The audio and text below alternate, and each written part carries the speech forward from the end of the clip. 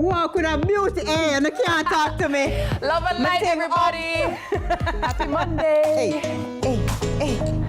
Another great one. Another great one. We did it. We did it.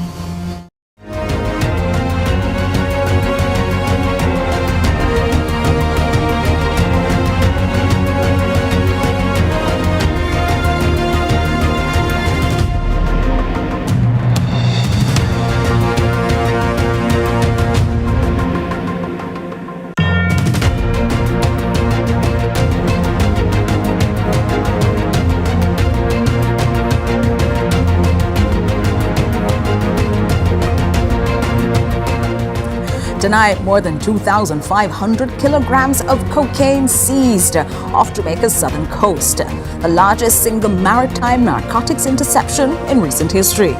3 persons are detained. The find is now with the Firearms and Narcotics Investigations Division, a unit that has just been restructured, removed from the umbrella of the Counterterrorism and Organized Branch, and placed directly within the Jamaica Constabulary Force with no oversight body above it.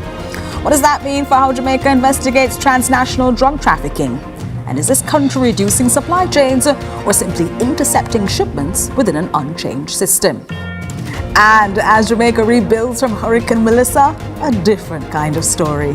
The Everbook Brain Institute and Cognitive Clinic has opened in Kingston, bringing to this region a neurological technology that has been largely unavailable to low and middle income countries.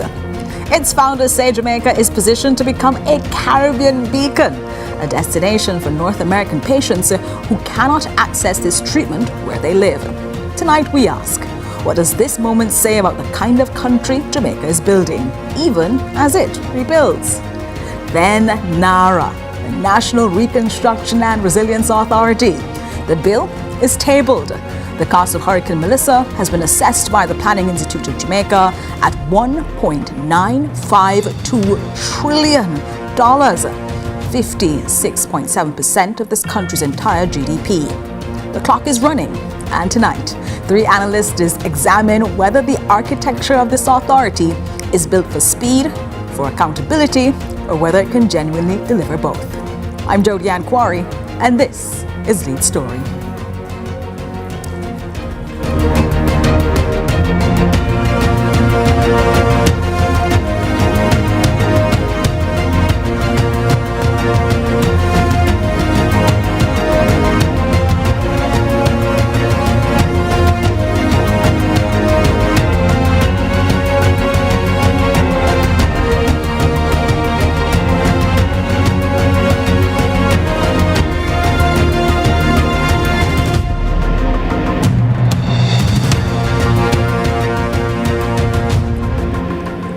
On Saturday, the Jamaica Defence Force intercepted a go-fast vessel approximately 10 nautical miles southeast of Treasure Beach in St. Elizabeth.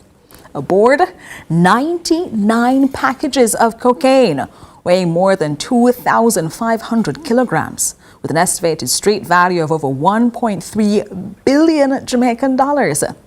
3 persons are now in the custody of the Firearms and Narcotics Investigation Division, the FNID.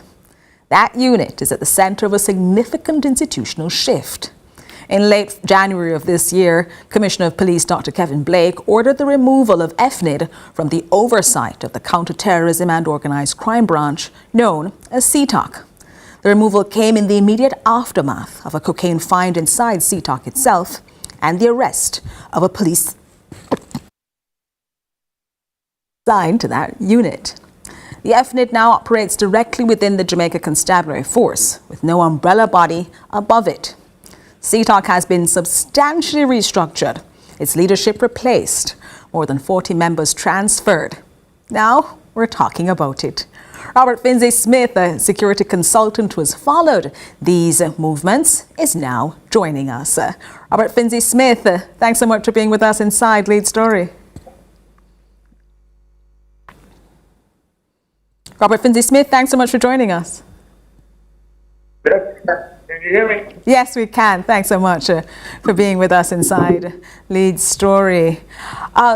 Let's talk about where we last were and carry us to this current moment, because the Firearms and Narcotics Investigations Division, FNID, has now been removed from CTOC's oversight and now sits directly within the Jamaica Constabulary Force with no umbrella over it. In practical terms, operationally and institutionally, what changes and what does not, thanks to this new shift?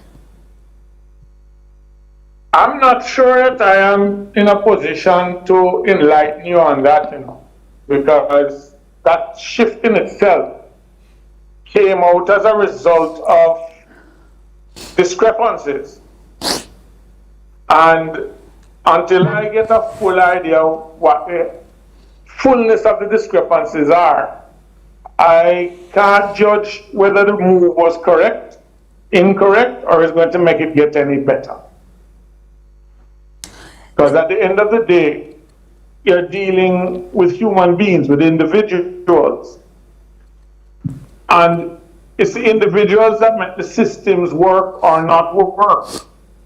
So what steps have been taken to sanitize the past arrangement? That is a question that we ask, though, Robert Finzi-Smith, in the context of this new find, because CTOC was established to coordinate the investigation of organized crime and terrorism. That massive find we just discovered now, the seizure of 2,500 kilograms, 99 packages, a vessel with 3 outboard engines. That's almost certainly, Robert Finzi-Smith, a product of an organized criminal network without CTOC oversight of FNID. The big question then for us is now who holds a mandate to connect narcotics investigations to the broader organized crime picture. Is that a question still outstanding for you as well?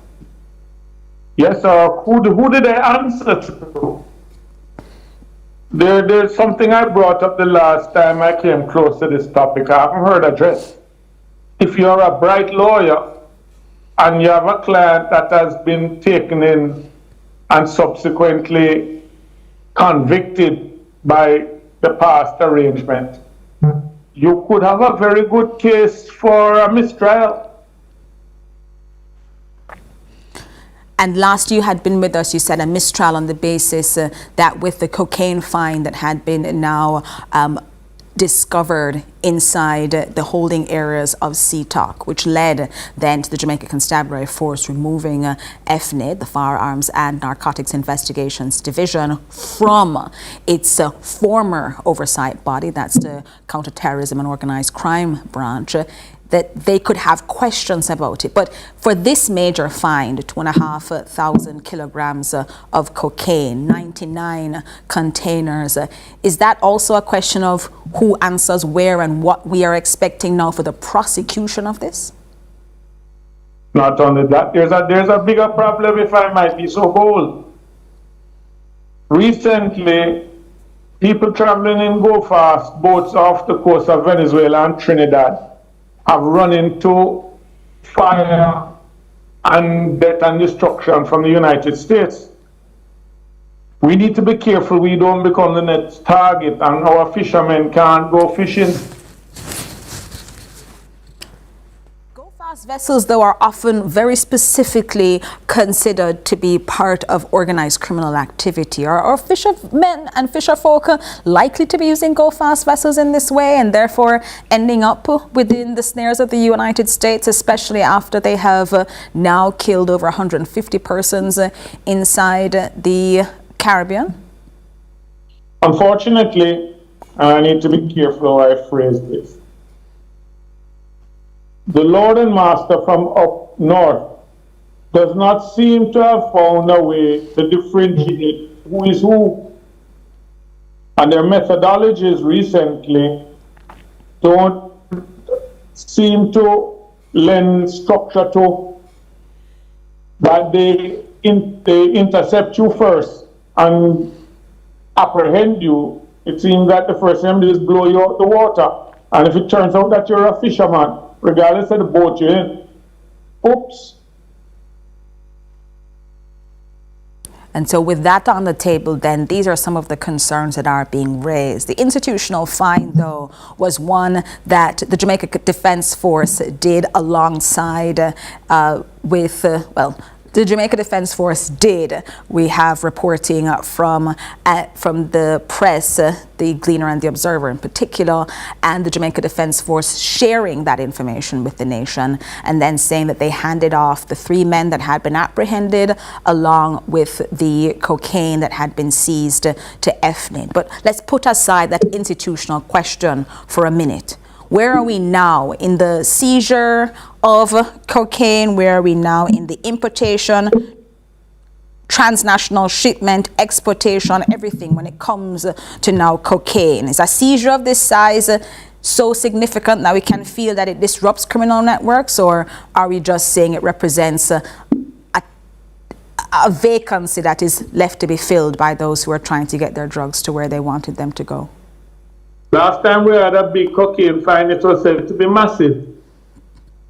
I don't know how you compare that to this one. But one thing is certain, it hasn't stopped them from coming.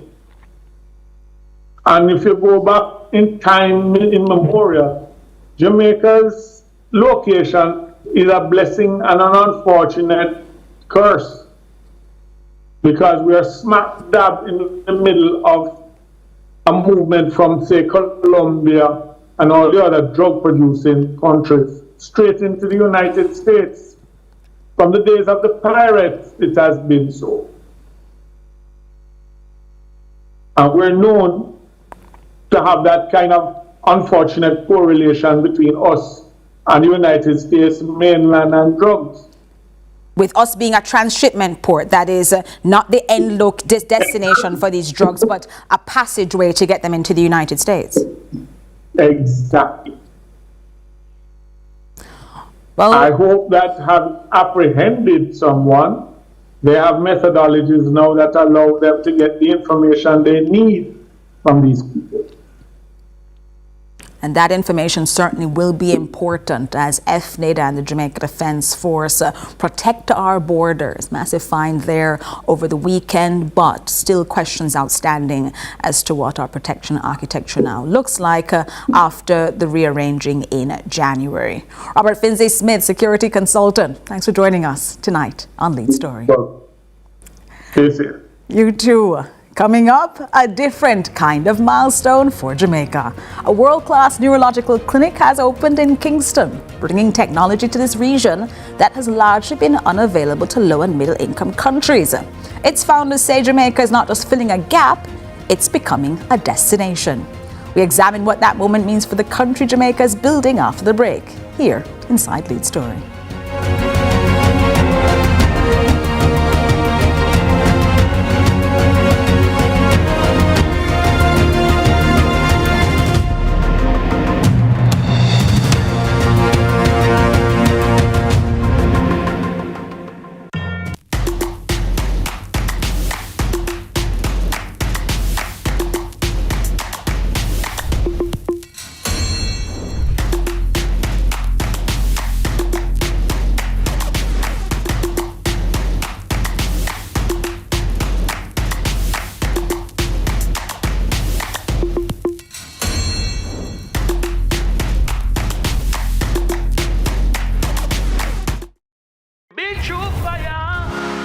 On March 28 at 6 p.m., John Mark Wigan presents his album launch, By Fire, live at the Jamaica College Auditorium. By Fire features the likes of Kevin Downswell, Rondell Positive, Alicia Taylor, Gilead Collective, Genesis Praise Squad, Audia Spencer Brown, Ryan Davis, Prince Saj. General tickets $4,000. Sponsored by JP St. Mary's, Credit Unions of Jamaica, Honey Bun, Chicken and Things, CVM, Love 101, Green Room Studios, Painted Lady Studios, Crosslinks Production, Imperium Gospel Limited. Proceeds support the Student Housing Initiative.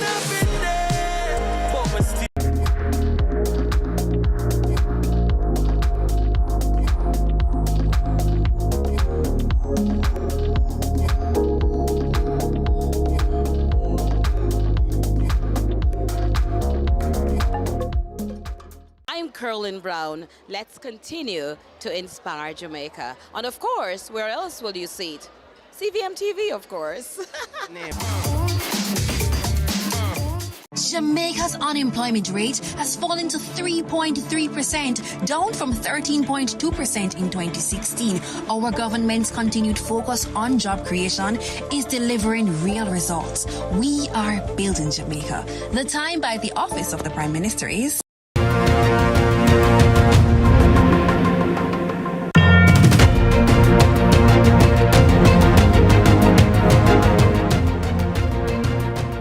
Thanks so much for staying with us inside Lead Story. There's a version of Jamaica's story right now that is defined entirely by what Hurricane Melissa took from us. The damage, the losses, the reconstruction. And that story is real, and it demands serious attention, as we'll examine in the segments that follow. But there's another version of Jamaica's story, one that does not wait for reconstruction to be complete before it advances. Earlier this month, a new clinic opened in Kingston, the Everbrook Brain Institute and Cognitive Clinic, located at 80 Lady Musgrave Road in St. Andrew. It was launched on the 10th of March, and it was co-founded by Dr. Francine Gale, a consultant stroke neurologist and former chief medical officer at Andrews Memorial Hospital, and her husband, Dr. Steve Lawrence. The Development Bank of Jamaica provided financing through JN Bank. But at the center of this clinic is a transcranial pulse stimulation, a non-invasive technology that uses acoustic pulses guided by magnetic resonance imaging to target specific areas of the brain. The conditions it addresses, though, are what make this special: stroke, traumatic brain injury, autism spectrum disorder, depression, post-traumatic stress disorder, long COVID, Alzheimer's disease, Parkinson's disease. Its founders have made a claim that is worth examining. They say Everbrook is not simply a local clinic. They say it's a Caribbean beacon, a premier destination for North American patients who cannot access this technology where they live. The Lancet Neurology reported in 2024 that 43% of the world's population has a neurological diagnosis. 80%, though, of the global burden of neurological disorders falls on low and middle income countries. For most of recorded medical history, where you were born determined whether you could be treated. Well, we have somebody with us tonight who said that shall not be stopping us. Dr. Francine Gale joins us tonight inside Lead Story. Dr. Gale, welcome to Lead Story. Thank you. I love the intro. We're glad to be able to have you on. It's exciting news for many Jamaicans, especially in the context of Hurricane Melissa, where we're looking at devastation and destruction. The Everbrook Clinic brings to Jamaica technology that has not previously been available in this region. Talk to us about concrete terms. What does that mean for Jamaican patients, particularly those who would have otherwise had to travel abroad or gone without treatment entirely? So first of all, it brings hope because, I've been a neurologist now for almost 12 years.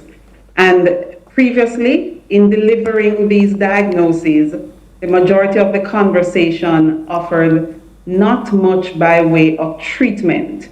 When we talk about Alzheimer's, dementia, and Parkinson's disease, the medical management was not directly impacting the underlying issues. And so finally, I have a solution that is doing so and a solution that is at home.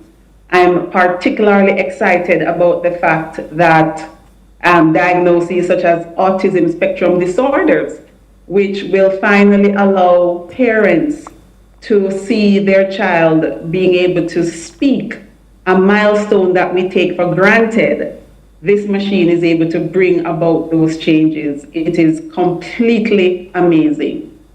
All right, this is amazing for persons and especially parents who are dealing with children who are on the autism spectrum, who are supporting their loved ones who have dementias or Alzheimer's, for dealing and supporting with people with Parkinson's. This looks like a dream. However, you've positioned Everbrook not just as a Jamaican institution, but as a destination for North American patients. What would need to be true in terms of clinical standards, regulatory recognition, and international credentialing for Jamaica to function, not as a one hub, but as a medical tourism destination at the level that I think you and your co-founder have in your mind? An idea where people say, you know what, let me come to Jamaica now to get this sort of world-class treatment. So first of all, there has to be an alignment, and you said it, with international standards.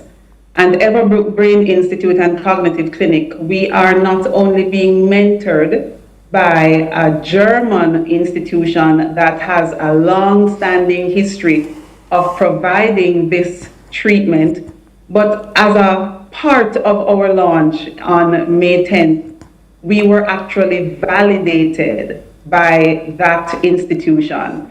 In fact, Professor Sprick, one of the world's leading authorities in transcranial pulse stimulation, came to the clinic and validated our protocols. So first and foremost is an alignment with international standards. So Everbrook Brain Institute has met that criteria. In my other hat, I am a certified professional of healthcare quality, which is, in simple terms, an individual who ensures that healthcare institutions meet accreditation standards. And so the programs that we are building at Everbrook are being built out to meet the guidelines for those North American institutions, so that when our clients come, they can understand that they are getting world-class treatment and that our services meet those standards.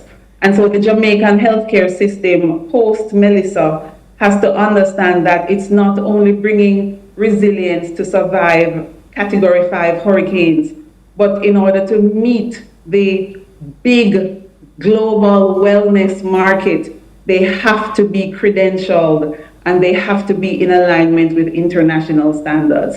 And that is what we're doing at Everbrook. You have to do that because the vision that you have, it seems, is larger than just the four corners of Jamaica. But how accessible and affordable is something like this for the average Jamaican? The hope that you bring is something that they might want access to. Can they come? And they have been coming. So one of the things that we have done, my husband and I, we have undertaken that risk along with our partners at the Development Bank of Jamaica to bring this technology here.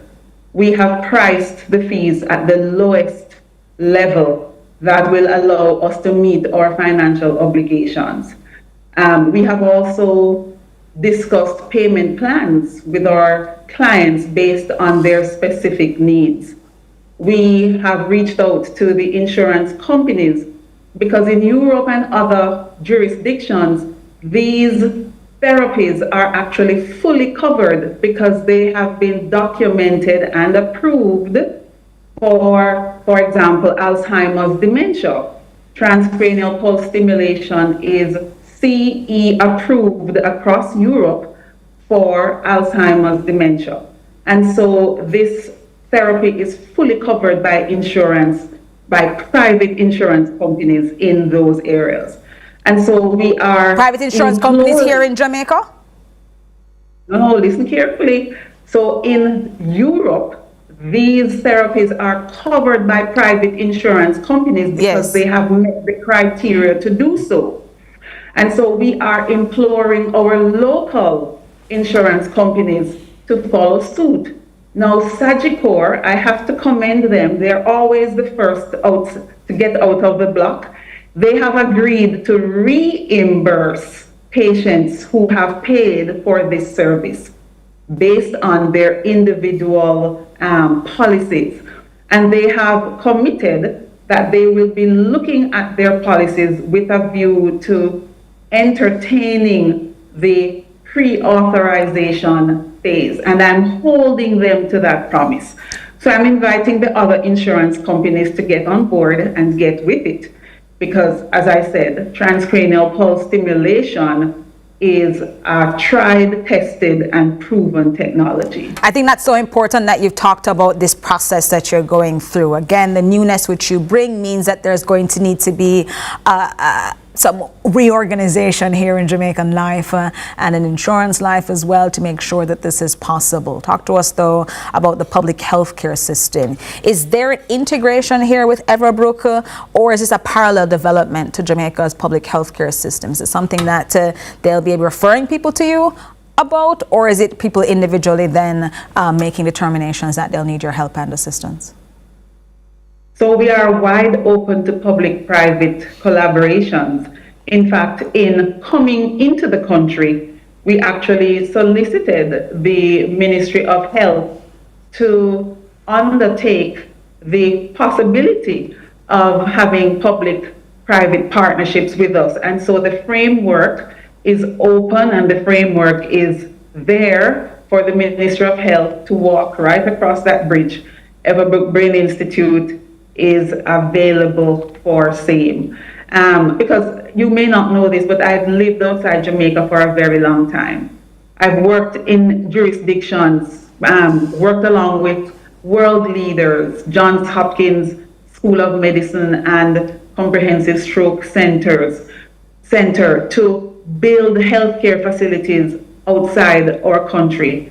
And I am home.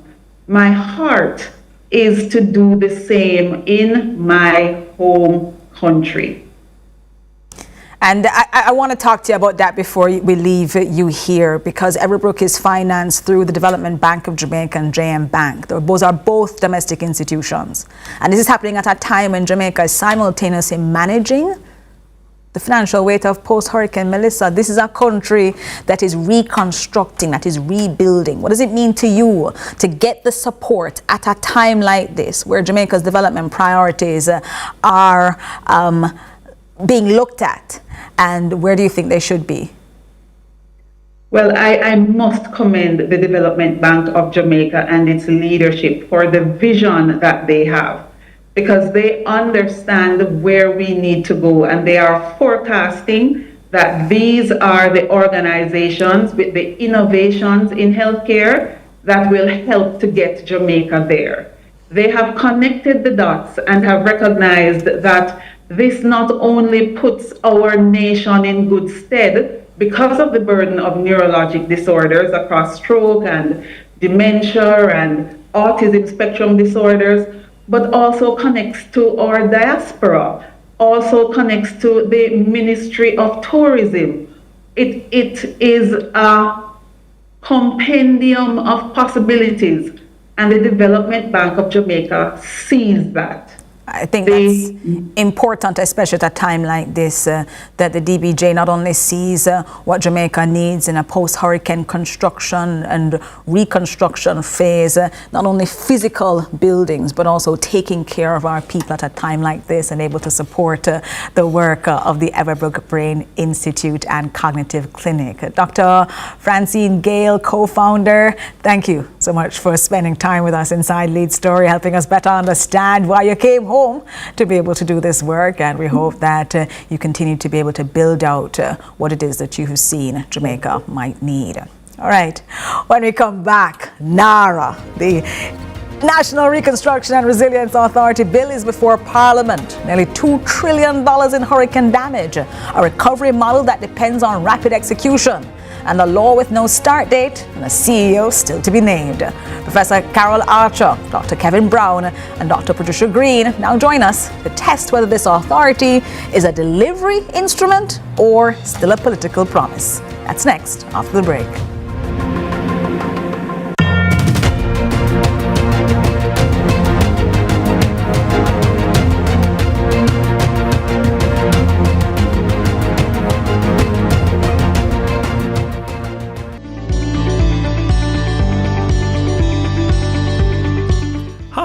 I'm Landy. Welcome to NLA Connect, the National Land Agency's customer engagement platform. NLA Connect is a simple, user-friendly platform designed to help you share your feedback, get support, and updates about land-related matters. Available 24/7, NLA Connect allows you to share suggestions, comments, and commendations, submit queries and report issues, attach files with your requests, track requests and get real-time status updates, connect with NLA client engagement officers, and provide feedback on the service received by the platform. We're making it easier for you to connect with us. You can access NLA Connect via our website, using the kiosk at any of our offices, or scanning the QR code displayed at our locations. Need any help along the way? Check out our FAQs section. It has all the answers you need in one location. NLA Connect, your voice, our priority. Jamaica, make we do the right thing. Make we live good today for a better tomorrow. Talk it out. Don't fight it out. The time by the Ministry of National Security is 6:30. On March 28 at 6 p.m., John Mark Wigan presents his album launch, By Fire, live at the Jamaica College Auditorium. By Fire features the likes of Kevin Downswell, Rondell Positive, Alicia Taylor, Gilead Collective, Genesis Praise Squad, Audia Spencer Brown, Ryan Davis, Prince Saj. General tickets $4,000. Sponsored by JP St. Mary's, Credit Unions of Jamaica, Honey Bun, Chicken and Things, CVM, Love 101, Green Room Studios, Painted Lady Studios, Crosslings Production, Imperium Gospel Limited. Proceeds support the Student Housing Initiative.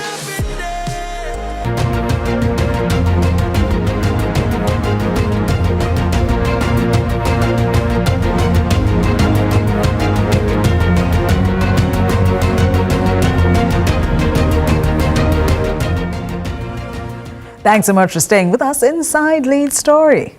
On the 19th of March, Prime Minister Dr. Andrew Holness tabled the bill that we've been waiting for, the National Reconstruction and Resilience Authority Act. Well, bill at least.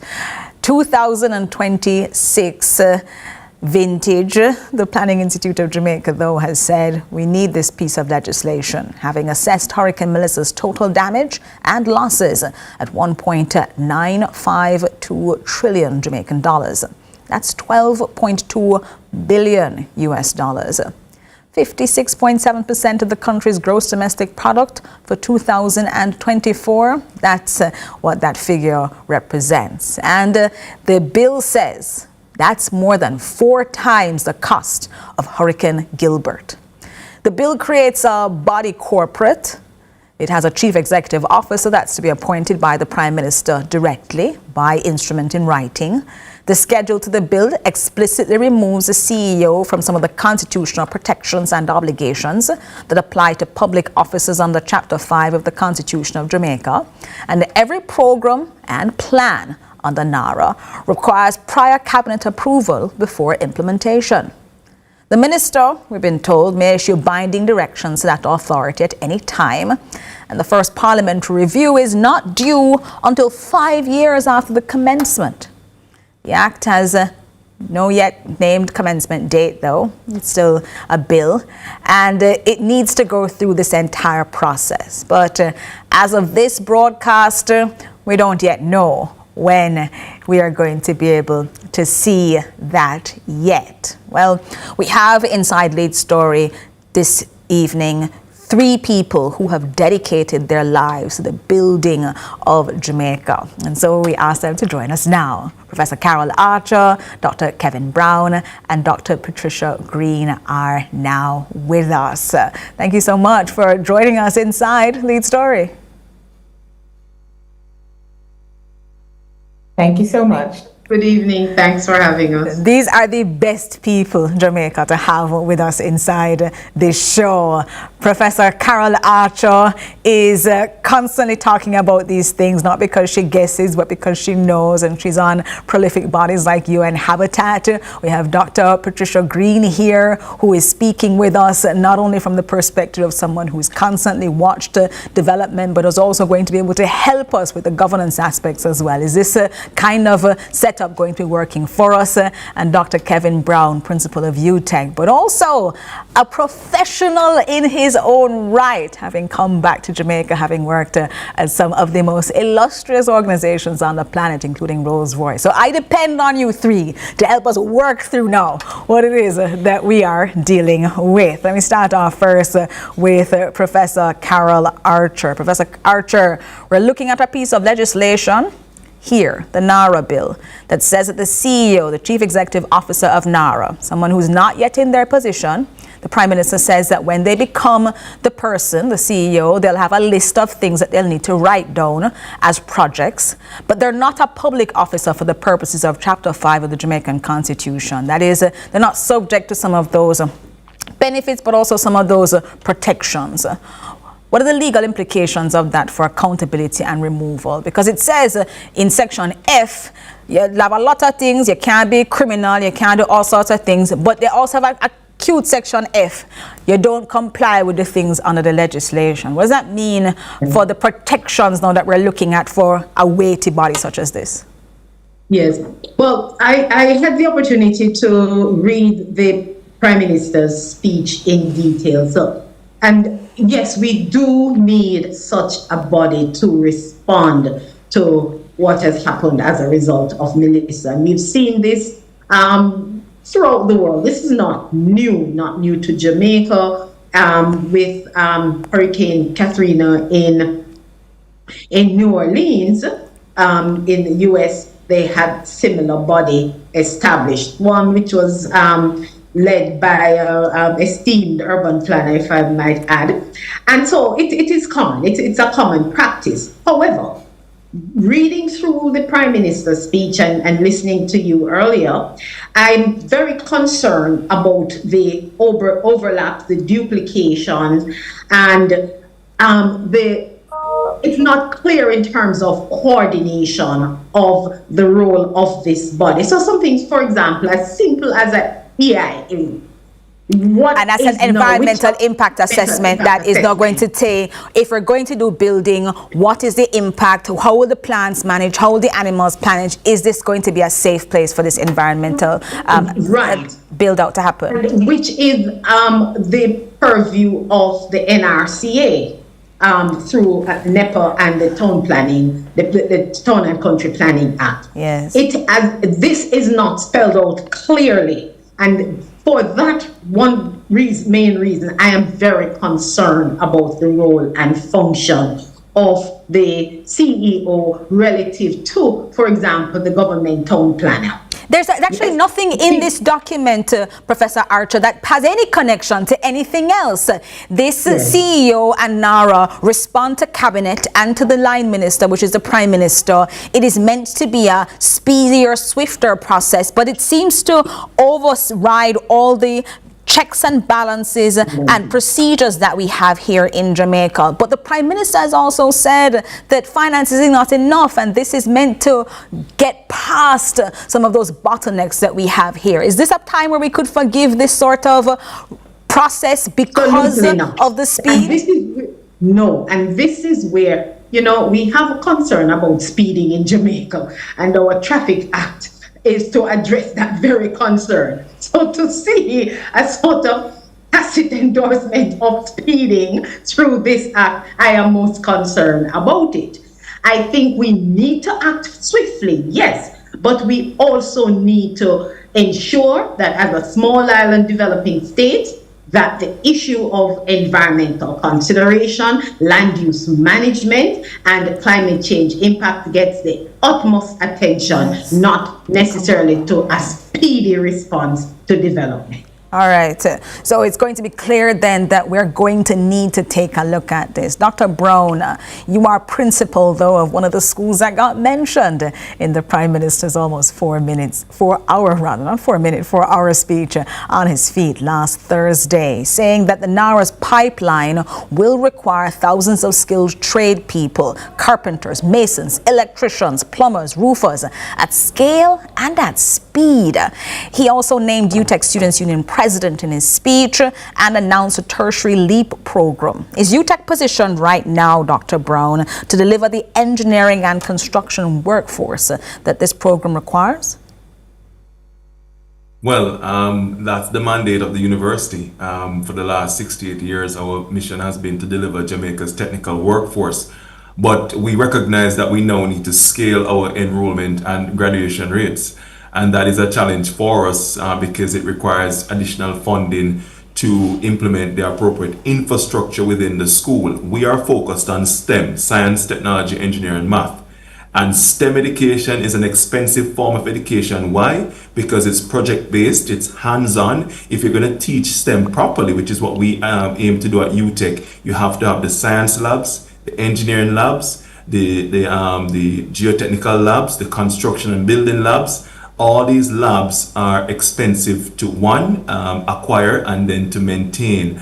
And so, we look forward to the appropriate funding to ensure that UTech is able to deliver because we want to expand access. We are in a process of transformation right now, and one key pillar of our transformation plan is to expand access to ensure that we improve student success and to increase the completion rate. We want to see more engineers graduating from UTech, more construction experts, more urban planners, more architects.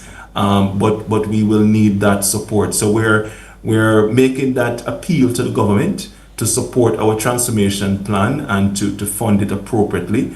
But we're not only making an appeal to the government, we're saying to all stakeholders, the private sector, our vast alumni body, that we also need that support to ensure that university is able to deliver on its mission. And this is mission critical now because in light of Melissa, and the destruction that we've seen.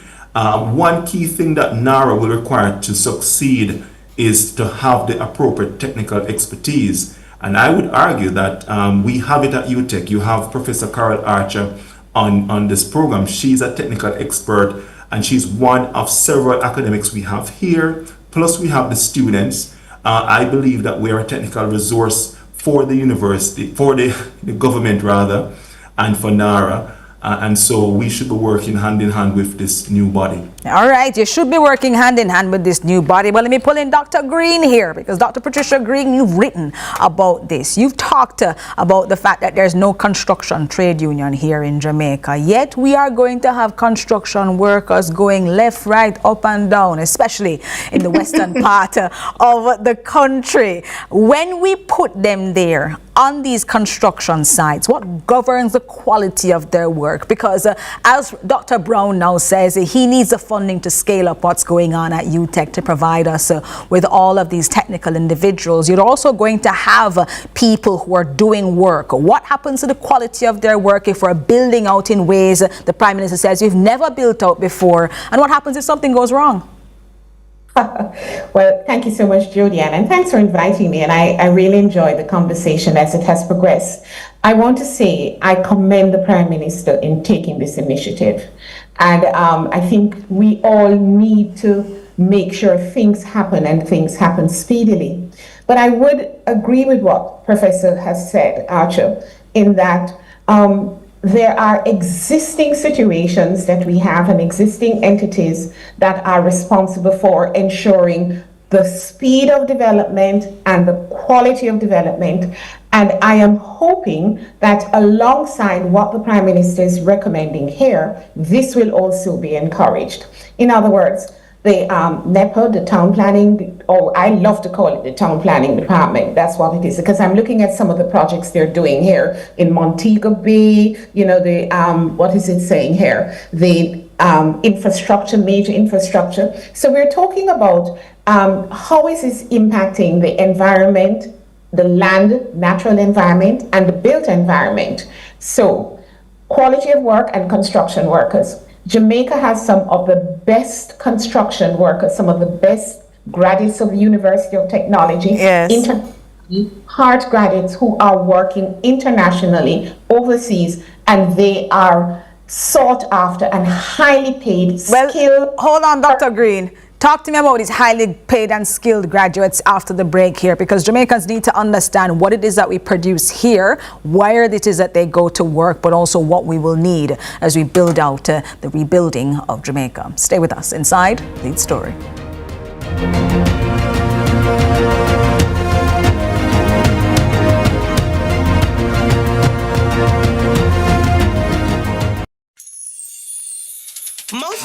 property and hope for the best. At Stella Global, we don't believe in hope. We believe in strategy. I'm Tiffany Gray. Join us March 27th through the 29th. Paradisiac Sip and See. This isn't just a tour. It's a wealth summit designed to save you thousands on your purchase. Meet our lenders, attorneys, and experts to learn how smart money invests in Jamaica. Ticket on sale at StellaGlobalRealty.com. I'm me and the stylist, no scam and style me. From the market to the farm to the office, money talk is everywhere. But are you making sense or nonsense? The Bank of Jamaica brings you common sense with BOJ. Real stories, real laughs, and real lessons to help you protect, grow, and manage your money. Mattress savings. At least my mattress, you charge me to sleep on it. Partner plan. Remember last year we needed our payouts early? But Miss Pam gave it to her cousin first. Or a sketchy loan flyer. Electrifying deals. See why making the right financial choices is pure common sense. Brought to you by Bank of Jamaica, empowering everyday Jamaicans one episode at a time. Grandpa, it's 2026. You can't keep hiding all your money in every single pocket forever.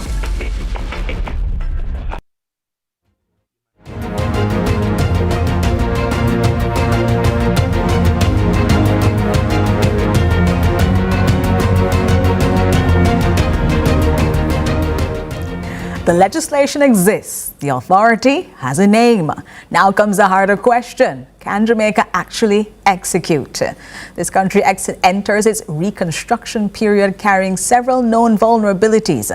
A documented pattern of capital budget underspend, a construction sector dependent on imported materials at a moment of global supply chain volatility, an energy system exposed to international oil price movements through Petrojam, and a tourism sector that is both a primary source of the foreign exchange needed to finance reconstruction and sensitive to instability in markets far beyond Kingston's control. We have with us, continuing this discussion about NARA and the build-out of Jamaica, Professor Carol Archer, Dr. Kevin Brown, and Dr. Patricia Green. They're still with us inside Lead Story. Dr. Green, before the break, you were talking to us about the construction that is necessary and those contractors who will now be part of that build-out. Talking to us about how they go near and far thanks to the excellent work of people like Dr. Brown, who now squires them through UTEC and other institutions like HART. But what does that mean now for the ramping up and building out of Jamaica in that short period of time the Prime Minister envisions? Well, when you speak with some of the Jamaicans who are working overseas, living, working, or doing business from Jamaica going overseas, one of the things that they recognize is the encouragement that they get from those other countries. For instance, when you go to Ghana, Ghana is giving an incentive, but they actually declare that the locals must be involved. In fact, I heard recently that in the Dominican Republic, one of our investors is over there trying to do some work. And he was told that there needs to be a 51% equity of local people.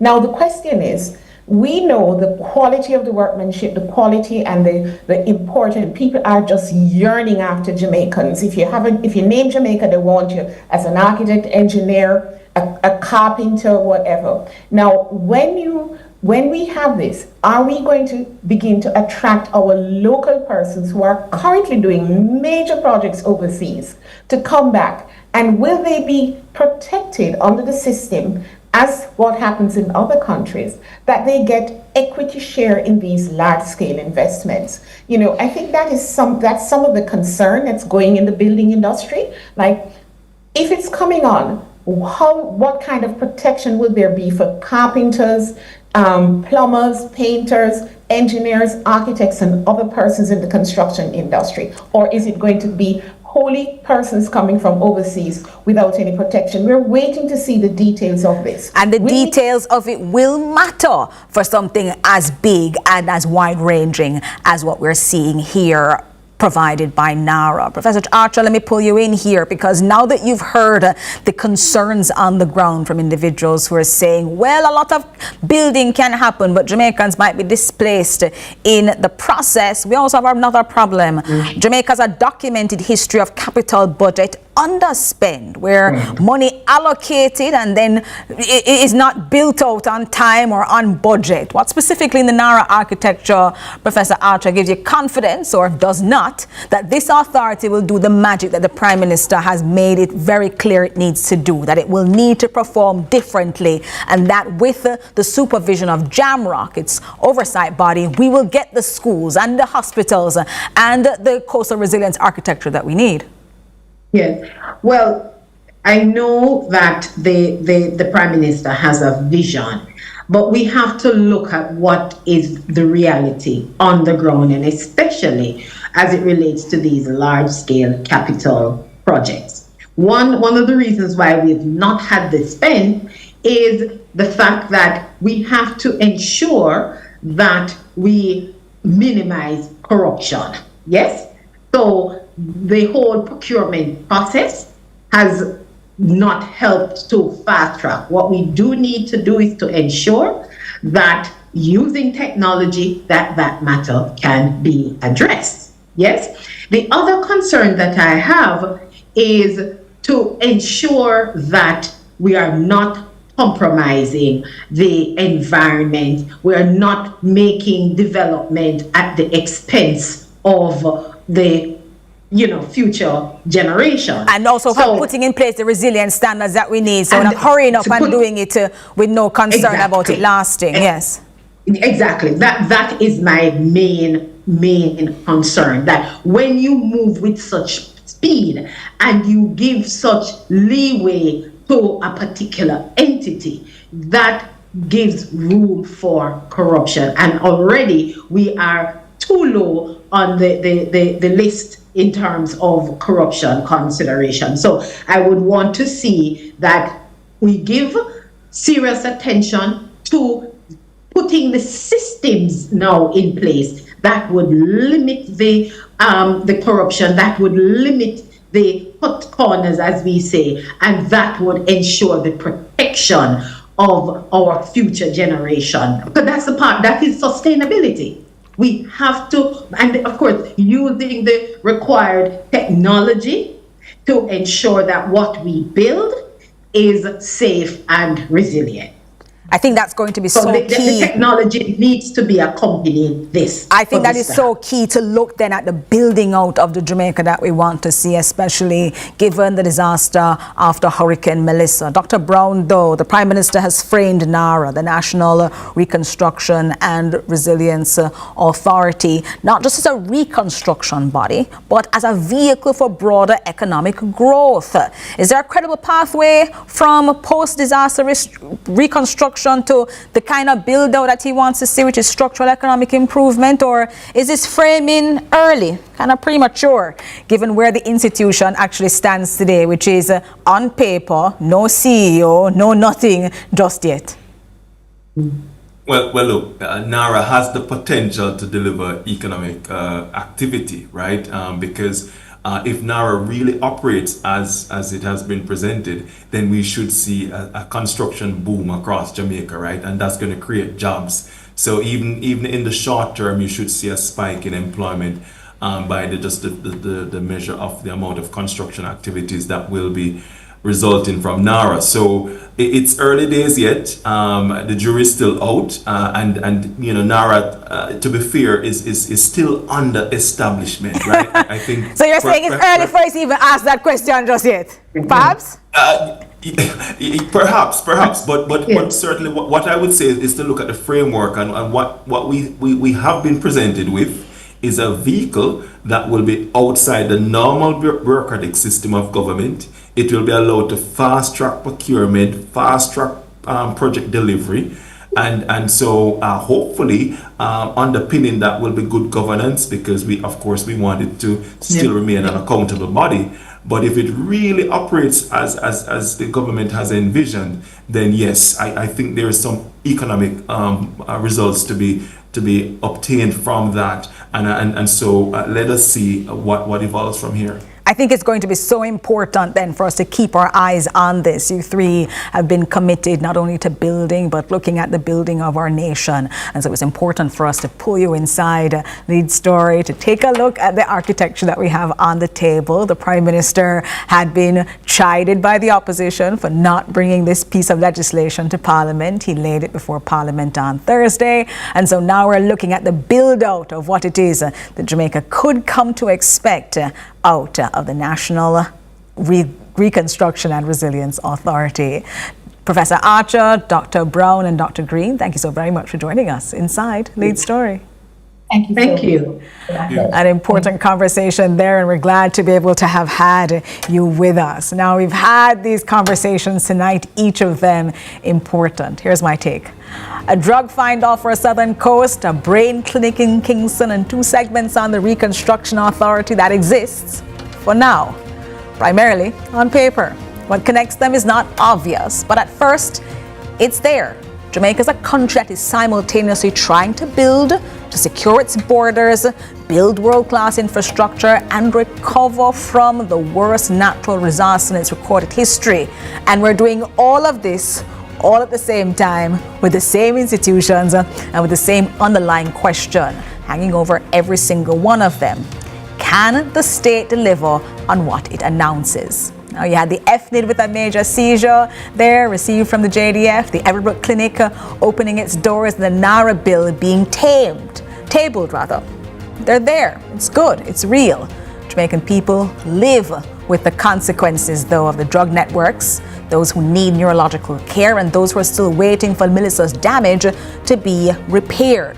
And every single one of those people deserve to know what has been announced will become a reality, and when it will be delivered. That is a story. I'm Jody Ann Quarry, and on behalf of the entire CVM production team, thank you for watching Lead Story. Have a fantastic evening, and I hope you stay safe. Up next, CVM News.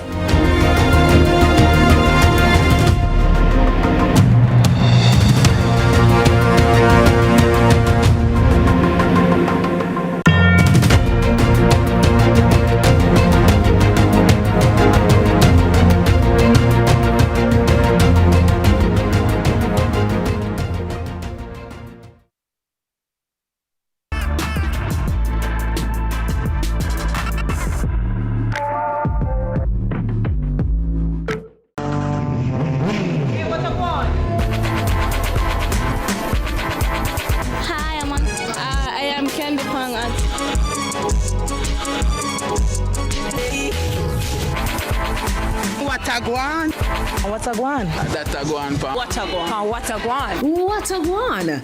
Mondays, Wednesdays, and Fridays at 8 a.m., 1:30 p.m. and 10 p.m. on CVM TV.